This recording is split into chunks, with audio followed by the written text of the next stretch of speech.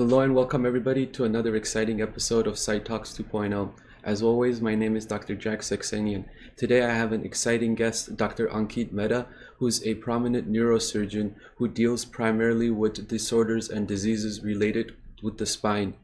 Today, he will focus his presentation mostly on the use of nanotechnology in treating some of the more difficult tumors of the spinal cord and the brain.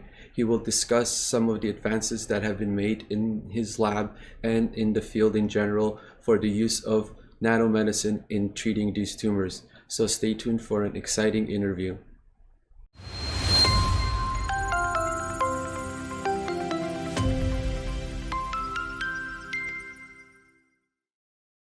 Today I have with me Dr. Ankit Mehta, who is a prominent neurosurgeon who deals specifically with disorders related with the spine and the brain. And today he will focus on some of the advances that are related to treating tumors that affect the spinal cord specifically and in general related to brain tumors. And he will focus more on the use of nanomedicine in overcoming some of the challenges that are there after resecting some of these tumors. So with that, Dr. Mehta, please give a quick introduction about who you are and maybe tell us about some of the research that you've been doing. Okay, thank you, Jack. Currently, I'm an assistant professor over at the University of Illinois at Chicago. My focus has been more on spinal oncology. I lead the spinal oncology group over there. Therefore, my focus has been on treating patients with spinal tumors as well as doing research utilizing both animal models as well as current concepts within spinal oncology. In terms of a little bit about a background about myself, I went to medical school over at Harvard, MIT. I had a background in chemical engineering. After that process, I was at Duke, where I did a lot of neurosurgery training as well as research training on oncology, particularly with drug delivery and drug delivery mechanisms. And then subsequently, I went over to Johns Hopkins, where I did a complex spine fellowship and was focused more on spinal oncology elements. After that, I've been on faculty over at the University of Illinois for the last 5 years. And over that time, we've developed a laboratory with this specific focus in mind. Now, Looks like you have a really phenomenal background in terms of spinal oncology and in general neurosurgery. So you're in prime position to tell us about some of the challenges that are there for treating these kinds of diseases. So if you could elaborate on some of that and what you've been doing to kind of tackle those. Yeah. So when we think about spinal tumors, we think about where they're located first. So meaning that you could have tumors that are actually within the spinal cord itself. And those are what we consider intramedullary spinal cord tumors. There's tumors that are within the spinal canal and away from the cord. Those are intradural extramedullary spinal cord tumors. Mm-hmm. And then there's tumors that are within the vertebral bodies themselves, which are kind of the bones that support the spinal cord. And those tumors are metastatic tumors primarily, but they could also be primary bone tumors that are pushing on the spinal cord. Now, a lot of times, each tumor type has a specific way in which we address them and specific ways in which progress has been built in terms of treatment modalities. Let me just start off with the intramedullary tumors because that's something that's near and dear to me since we as a field have not advanced so much in terms of the treatment for this. So therefore, there's a lot of research that goes into it.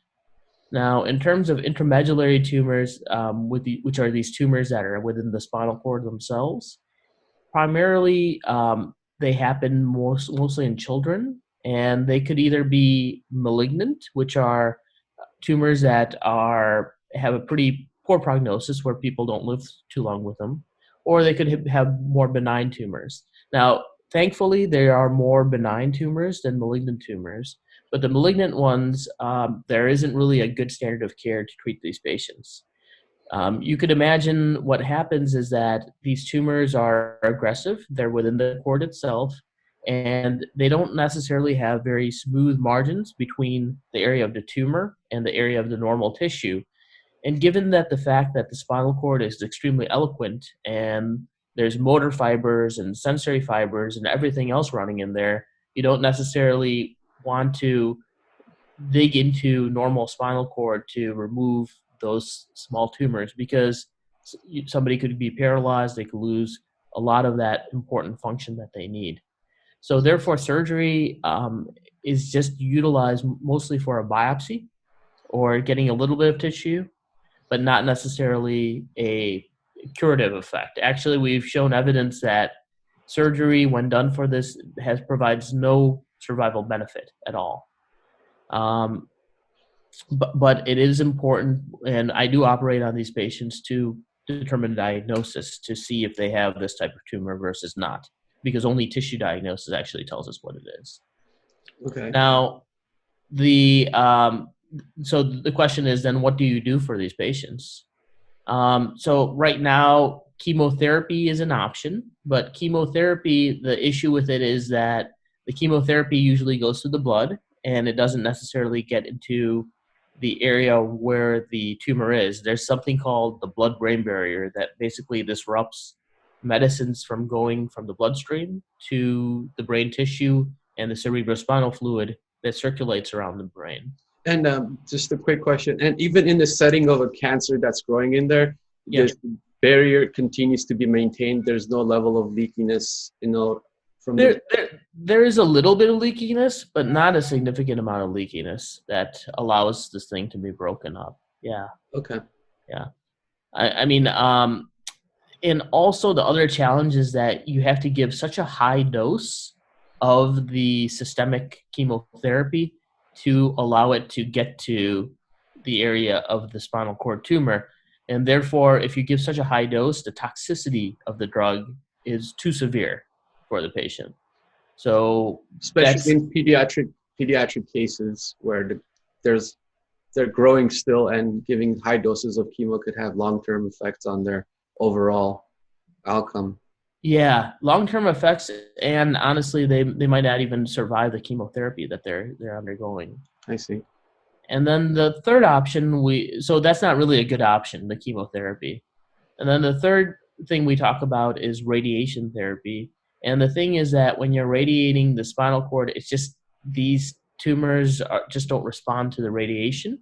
And also, when you cone the radiation, the ability for it to affect the tumor cells and not necessarily the normal cells within the spinal cord, it's just difficult to differentiate. And there's always that error associated with it too. Mm-hmm.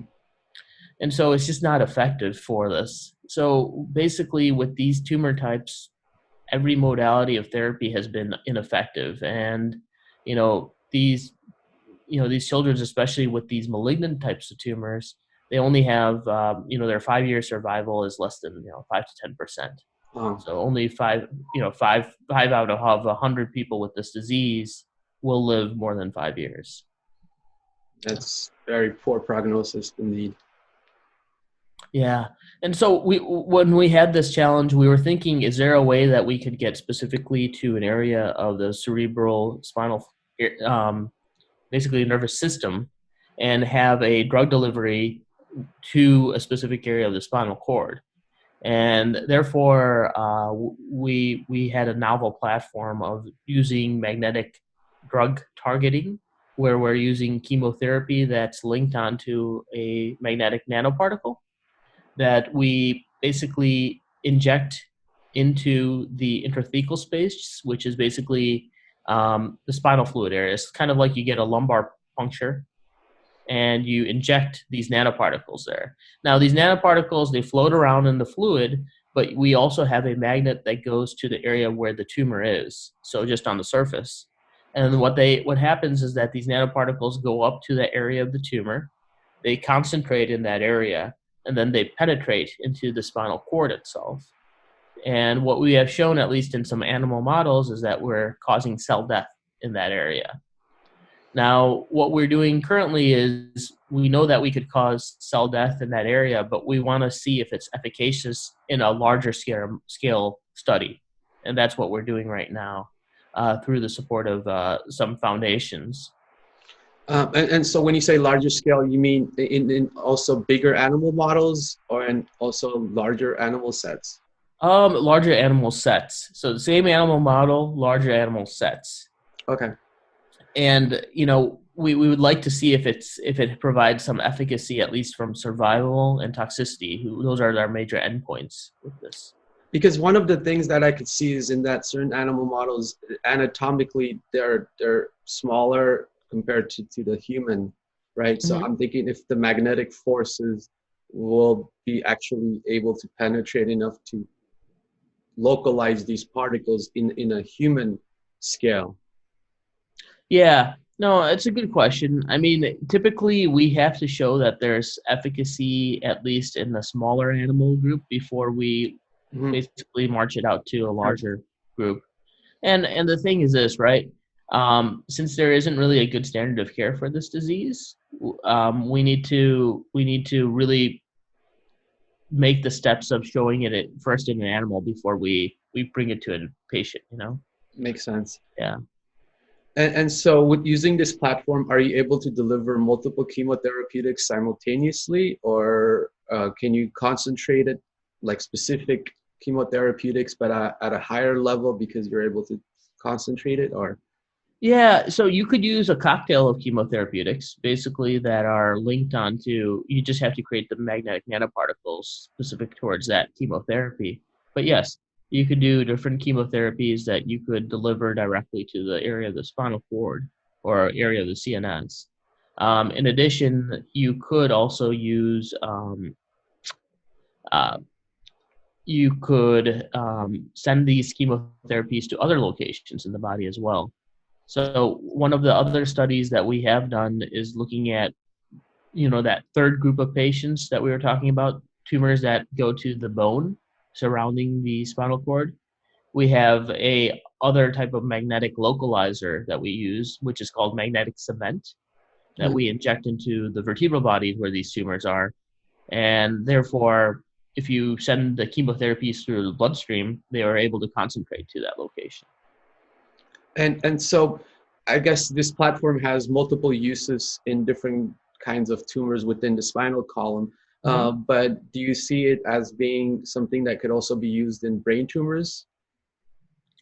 Well, for brain tumors, I think that with brain tumors, the localization of it actually is more beneficial for spinal tumors than brain tumors because the fact that you have more of an interface with the cerebrospinal fluid. With the brain, you could have a tumor pretty deep in the parenchyma, and there might not be a great way to localize it to a specific area of the brain tumor itself.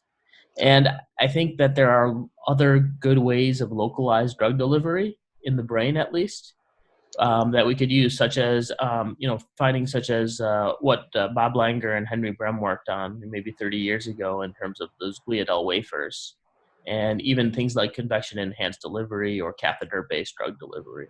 So I think those might be actually better modalities to localize medications and chemotherapies to areas of the brain. So I, this isn't going to be your catch-all for everything. This is just going to be specific for specific pathologies. and I guess it's going to be very useful because these patients, like you're saying, have absolutely no hope in terms of treatment options at the Yeah, moment. yeah. It's kind of, and the thing is that there is no real hope for them right now, at least from the current modalities of therapy we have. So we think that this might be at least a means of drug delivery for these patients. And now you're using the term magnetic particles and nanomedicine. Can you describe a little bit about why it's considered to be at such a small scale? I mean, in terms of why it's considered to be in the realm of nanomedicine. Yeah, so each of these particles, when we talk about them, they're about 20 nanometers to about 200 nanometers in size. The reason why we use nano materials and nanoparticles for this is the fact that we want these cells, the tumor cells, actually to uptake the nanoparticle with the chemotherapy, and then an uncoupling occurs where the chemotherapy actually goes intranuclear, and basically affects um, the replication process of the tumor cell itself. And the other part of the nanoparticle, which is basically the iron and gold core that goes into basically a lysosomal area of the cell. And so the way that we could allow these things to endocytose and get to the area is Into the cell, into the take cell. it into the cell. Yeah. Exactly, is they have to be very small to do that. And that's why we're using nanoparticles for that. And these nanoparticles are produced in the laboratory, fairly straightforward process, or is it Yeah, something? it's a fairly straightforward process that we produce these, and we've been utilizing the help of our bioengineering group to help develop this. Yeah. So just to summarize in terms of this specific modality, so you have these magnetic or iron-based nanoparticles, which you're able to coat chemotherapeutics around it and Mm-hmm. be able to deliver it specifically in areas that have the tumor by a magnet that localizes it. Yes, and that could be either a surface magnet or even an internal magnet. At least the models that we've used, we've done it internally because obviously, an animal is not going to be compliant with a magnet that's on their skin. And so in a clinical setting, how would this translate in terms of the logistics? Would you be biopsying it, and while you biopsy, you would inject these particles and install the magnet, or that's something that you haven't really thought about just yet? Yeah, from a clinical perspective, what we would do is we would biopsy the tumor, at least make sure that it is that diagnosis, because the pathologist, in terms of assessing the tissue, sometimes it takes 5 days or more to actually make sure that you have the correct diagnosis. So it would just be getting the biopsy and figuring out the pathology. Then, if it is a high grade astrocytoma or one of these aggressive tumors that would respond well to this, Mhm. what I imagine is that, after the incision is healed, we place a magnet on the skin, like in a vest form. So people wear kind of like a backpack that just holds this magnet to the area of their chest where their incision is. And then basically they come in for their chemotherapy appointment. They get a lumbar puncture, which is that puncture that goes down the lumbar spine, where we inject the nanoparticles. And then they perhaps will go through cycles of this, maybe an injection every couple of weeks. And therefore, this will kind of go in, localize to that area, and kill off the tumor cells. And yeah. I was just wondering, would this be possibly done also through injections into the bloodstream, or you don't want to do that because you want the chemo concentrations to be overall low in the bloodstream, so you want to inject it directly into the spine so that you could inject higher concentrations? Yeah, I would inject it directly in the spine because of the higher concentrations, and also the other fact is the chemotherapy side effects. I think systemically it has pretty severe side effects, but if you do it intrathecally to a localized area where it's not getting into the brain, it's not getting to the other areas of the spinal cord, the chemotherapy will not have those CNS side effects that we worry about too. I I see. think if you do go through the bloodstream, it could be a possibility if we don't really see efficacy here. But the thing is that the magnet itself might localize it to the blood flow in the muscles and the other areas of tissue where the magnet is more in localization with. I see. Has this kind of approach been used in other kind of tumor settings or diseases in terms of using these kind of nanomedicine and magnetic platform to either deliver drugs or be able to alter disease pathology? So magnetic nanoparticles have been utilized for other disease processes, but in terms of actually seeing that they provide a CNS benefit, our group is quite unique in terms of that. Yeah. Exciting. And in terms of the other practical applications of this, where do you see it being used in other settings in down the line?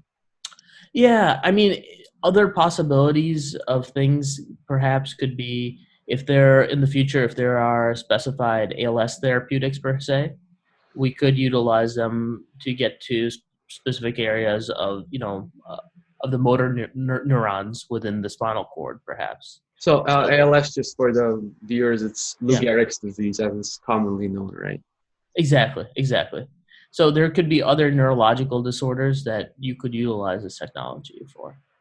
That's exciting. And in terms of being able to treat these children with this nanomedicine, do you see it being used in addition to another therapeutic? Like, for example, the radiation, I know you said it's not as effective, but do you see it being used as a standalone, or would you see as an initial step using it in conjunction with what's already being done? I mean, right now, at least for this patient group, radiation has just been not effective at all. So I probably would use it as a single modality, because the thing is, there probably are going to be some side effects associated with this modality. And I wouldn't want a patient to undergo both of those things at the same time. Yeah. And in terms of your anticipation, how long do you think uh, this would take to be somewhat translated into actual patient care, So realistically speaking? yeah, so there's a few steps with this. One thing is we have to show that in this large scale study that the therapy is effective. And then the other thing is we have to probably translate this to a larger animal model and determine that it's effective within the large animal model. Mhm. And if it is effective at that point, because this isn't extremely common type of tumor, we might have to ask the NIH for perhaps orphan drug exemptions and other things like that. To So expedite it. maybe exactly. This is a rare disease. And so, going off a little bit into the other kinds of tumors that you were talking about, the vertebral column, the actual tumors in the bone, can you tell me a little bit about your research in terms of targeting those and what you've done in terms of figuring out ways to approach those tumors as well? Yeah, so those tumors are much more common. So actually, I would say 90% of those tumors are metastatic tumors that go to the spinal column. Now, the thing is this, primarily surgery is beneficial for those patients. So if there's spinal cord compression, so what I do is I end up stabilizing the spine and removing the area of the compression and reconstructing the spine around that area. Now, after that is done, usually they undergo a focused amount of radiation to that area of the tumor, and that helps people out. But in certain situations, people, especially when there's no spinal instability and there isn't significant neural compression, radiation is the first line therapy, where they do a focused amount of radiation to that. Now, there's a group of people that have undergone radiation as treatment, and after they've got multiple rounds of radiation, they end up growing this tumor still. And you cannot radiate it more. You can't give chemotherapy to it. And basically, surgery is off the books because these patients are pretty sick with their metastatic tumors. Now, And when you say metastatic, you mean tumors that came from another tumor in the body, right? Such as exactly, like cancer or breast cancer. yeah, I mean, the most common example I use is prostate cancer, prostate metastasis. And in terms of that group of patients, we really don't have any type of treatment or modality to help them out. So our lab has been focusing on seeing if we could do perhaps a magnetic kyphoplasty, where it's a minimally invasive procedure. We basically place a trocar into the bone where the tumor is, and then we inject a magnetic cement into that area, and that acts as your permanent localizer for the chemotherapeutics. And then through the bloodstream, we give the magnetic nanoparticles to focus around that area. Now, we've done this in a larger model, and it was a proof of concept study that we did in a pig model to show that this delivery, we could actually localize these magnetic nanoparticles to that vertebral body. And right now we're completing up the toxicity study associated with that, where we've seen that when we use magnetic cement versus a regular cement, that the magnetic cement will actually reduce the amount of toxicity to the other organs with these nanoparticles. So that's So exciting because it shows you that it's able to localize it and concentrate it and prevent damage to the other organs, especially in patients that are already sick, right? exactly, exactly. And so what we would like to do now is to take the next step of creating an animal model with metastatic tumor in the spine and showing that it would be effective, and especially within prostate cancer. That's your interest. Because prostate cancer has a lot of tendency to go to the spine. Is that And right? go to the bone. Exactly, exactly. In terms of the bigger picture, where do you think nanomedicine falls in terms of its importance in treating all kinds of CNS-related tumors? Because I know there are a lot of excitement in immunotherapies, for example, and other drug delivery mechanisms, even using stem cells to deliver drugs to certain kinds of tumors. Where do you see nanomedicine as being in terms of that hierarchy or that importance? And obviously there's some bias, but just wanted to get your opinion on the excitement that's in that field. Yeah, I think nanomedicine, perhaps over the next 10, 15 years, will take over as the primary treatment for these disease processes. There's a few reasons. One, it's very localized to specific cells. Secondarily, it could be controllable with magnetic nanoparticles or other modes of delivery. And thirdly, I feel that the toxicity profiles are a lot less for patients Hmm. than undergoing the chemotherapies that we've done in the past. And so I feel like it's a good modality of providing a safer, effective therapy to patients with cancer, and it'll allow them both to have a better standard of life, and make sure that they are not, even when they're battling their diseases, they have a good standard and they're actually having a great quality of life. And in addition, it'll provide them with more effective therapy. So I think it's really going to take over. And do you see it as also being used for other diseases like Parkinson's disease, for example? I could think where it's a kind of a localized disease in terms of where the process, at least we think, begins. Some kind of a delivery medicine using this technology.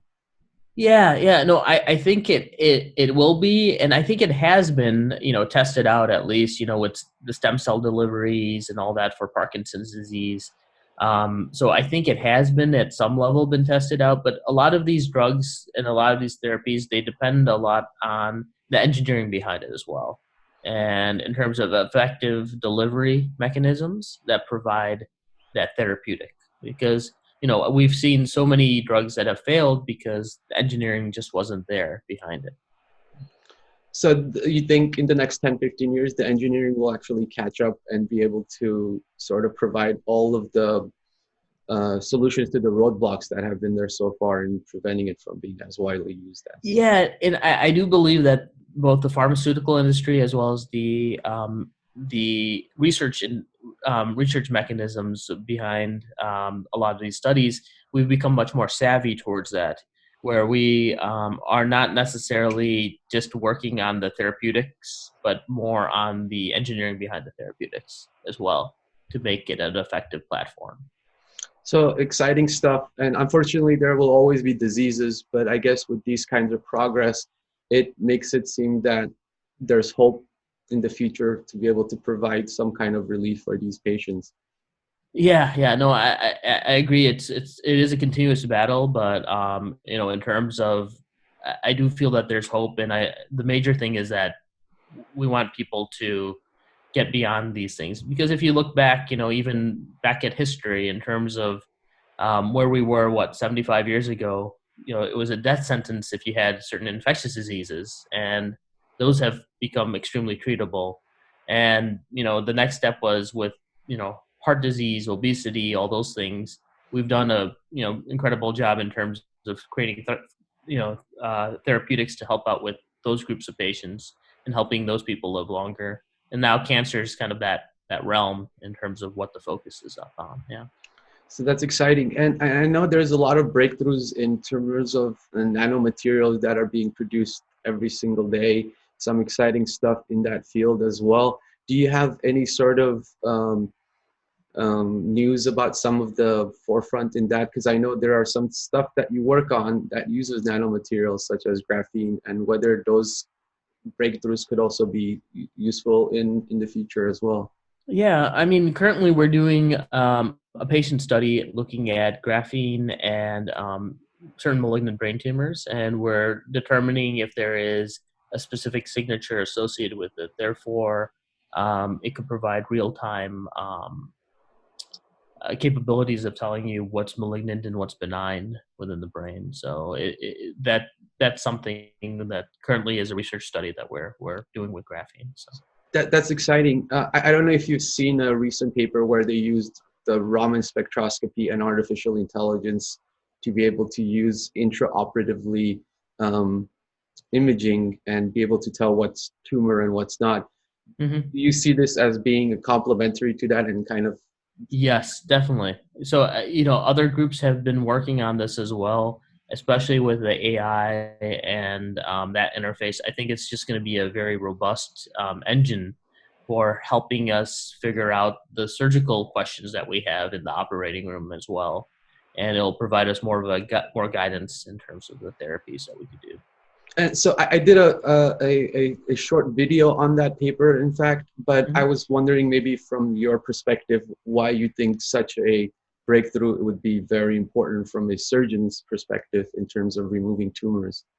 Yeah. So, I mean, especially when we talk about malignant brain tumors, uh, or something called as glioblastoma multiforme, this is the same type of tumor that Ted Kennedy had, and John McCain. It's a very malignant type of tumor that doesn't have necessarily the best interface between normal tissue and the brain tumor tissue.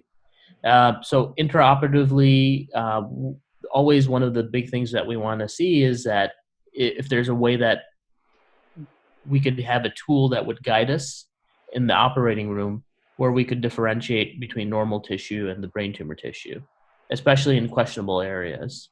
And obviously, if something is the brain tumor tissue, we would be able to resect that area. And if something is normal, we don't want to resect that area because that will disrupt normal neurological function. So that's why it's critical in terms of at least a surgical perspective in terms of what we should resect and what we shouldn't resect. And so, why is it important to remove as much of the tissue, the tumor tissue, as possible? Yeah. So there's been various studies that have shown that there's various studies that have shown that the percentage of tumor tissue you take out from a patient increases their life expectancy. Even with glioblastomas. Especially with glioblastomas. And now there's been some controversy of what that critical number actually is. But what we do know as surgeons is that the most that we could safely resect without compromising neurological function, we should go ahead and try to remove that. And because we could allow a patient to live longer from that. So in that scenario, no pun intended, but inches count, right? Every inch is important. And yeah. In this scenario, I would say millimeters count, actually. So, yeah. So, okay. So these are some exciting stuff. And I know recently I've had a few personal family members who've actually passed away from a glioblastoma. And unfortunately, these techniques are not there yet. But with the excitement of some of this research, I think in the future, these patients will have a much better outcome. So I want to thank you for that and for the hard work you've been doing in pushing the field forward. Okay. Thank you, Jack. I appreciate it. Well, with that, thank you so much, Dr. Mehta, and good luck with everything, and hope to see you in the future again for another interview like this. Okay, thanks.